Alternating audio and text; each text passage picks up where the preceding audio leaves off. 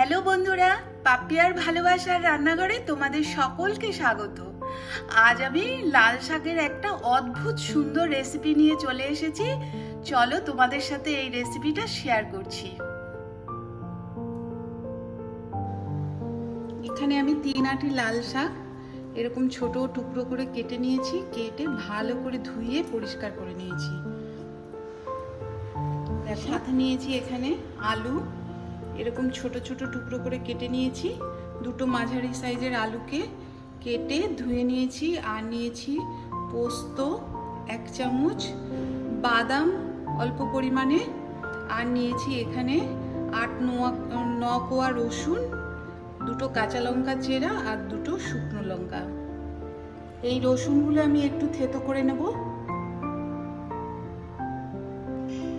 গ্যাসে একটা কড়া বসিয়ে গরম করে নিয়েছি ভালো করে। এবারে এর মধ্যে দিয়ে দিচ্ছি সরষের তেল। 2 চামচের মতন সরষের তেল দিয়ে দিলাম। তেলটা একটু গরম হোক। তেলটা গরম হলেই এই তেলের মধ্যে আমি প্রথমে বাদামগুলো একটু ভেজে নেব। এই যে বাদামগুলো দিয়ে দিচ্ছি।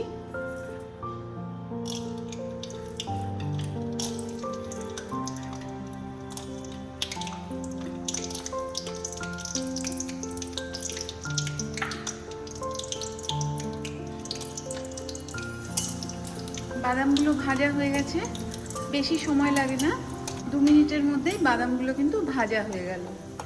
এবারে আমি তুলে নিচ্ছি।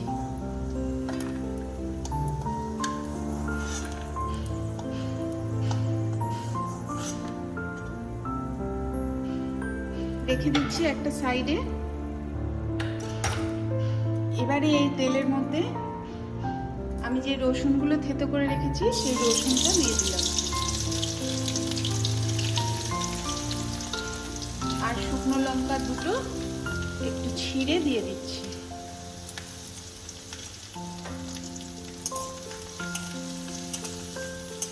হালকা করে একটু ভেজে নিচ্ছি।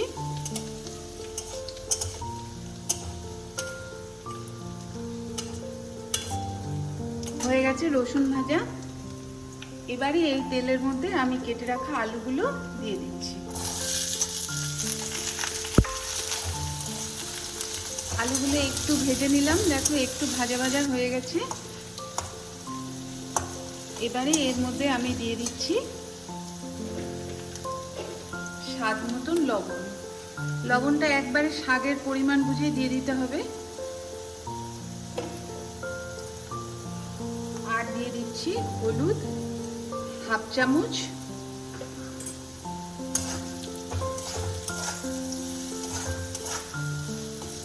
লবণ হলুদটা নাড়িয়ে নিলাম।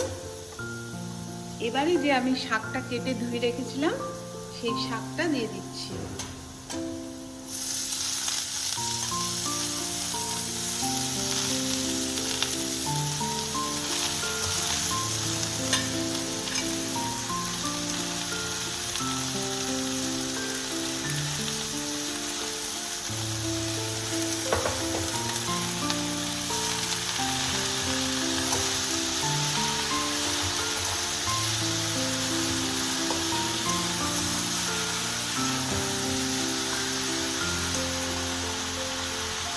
চেরা কাঁচা লঙ্কা দুটো দিয়ে দিলাম।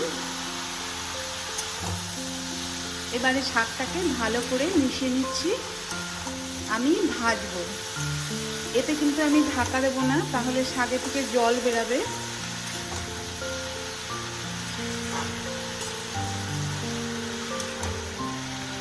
গ্যাসের আঁচটা বাড়িয়েই রেখেছি, আমি এভাবেই ভেজে নেব। শাক থেকে অলরেডি জল বেরিয়ে গেছে, সেই কারণে আমি গ্যাসের আঁচটা বাড়িয়ে রেখেছি, তাহলে জলটা তাড়াতাড়ি শুকিয়ে যাবে। এইভাবে নাড়তে নাড়তেই জলটাও শুকিয়ে যাবে, আর সাথে আলুগুলো শাকগুলোও ভালো করে সেদ্ধ হয়ে যাবে। 5 থেকে 6 মিনিট হয়ে গেছে আমি ভাজছি। দেখো জলটা কিন্তু শুকিয়ে গেছে, আর আলুগুলো দেখে নিচ্ছি একদম সেদ্ধ হয়ে গেছে। এই সময় আমি এতে নিয়েছি, অল্প করে একটু চিনি, আর দিয়ে দিচ্ছি এতে যে বাদামগুলো ভেজে রেখেছিলাম সেই বাদাম ভাজাগুলো এর মধ্যে দিয়ে দিচ্ছি। খেতে কিন্তু অসাধারণ লাগে এভাবে রান্না করলে। আর যদি আলু না খেতে চাও তাহলে আলুটা বাদ দিয়ে যদি শুধু শাকটাও এভাবে রান্না করো তাহলে কিন্তু ভালো লাগে খেতে। এবারে আমি পোস্তগুলো যে রেখেছিলাম সেই পোস্তগুলো এর মধ্যে দিয়ে দিচ্ছি।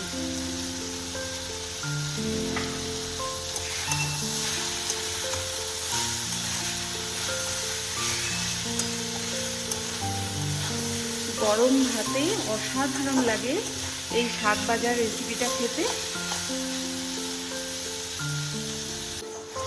হয়ে গেছে কিন্তু শাক ভাজাটা কমপ্লিট। এবারে আমি নামিয়ে নেব। গ্যাসের আঁচটা বন্ধ করে দিচ্ছি। এবার তোমাদেরকে সার্ভ করে দেখাচ্ছি।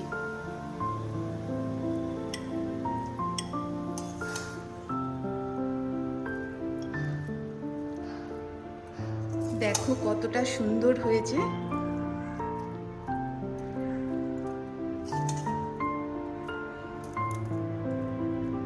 একদম রেডি লাল শাকের অদ্ভুত সুন্দর রেসিপি।